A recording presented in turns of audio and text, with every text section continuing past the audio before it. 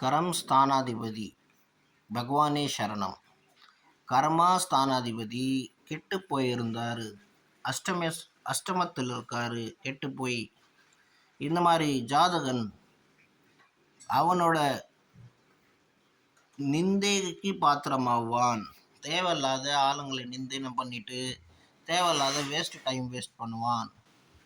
அஷ்டமாதிபதியாக இருந்து கர்மாதிபதி கெட்டு போயிருந்தால் தேவையில்லாத சப்ஜெக்டுங்களை நோண்டுவான், தேவையில்லாத பேச்சுங்களை பேசுவான். அதே அஷ்டமாதிபதி சுபராக இருந்து அவர் நல்ல பாவங்கள் பார்க்குறாருன்னா அவன் அவனோட தெரிஞ்சவங்களையும் காப்பாற்ற முயற்சி பண்ணுவான்.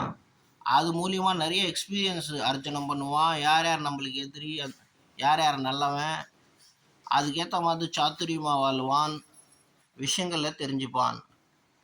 அஷ்டமாதிபதி பாவராக இருந்தால் கெட்ட விஷயத்தில் நிறையா இன்ட்ரெஸ்ட் காட்டுவான்.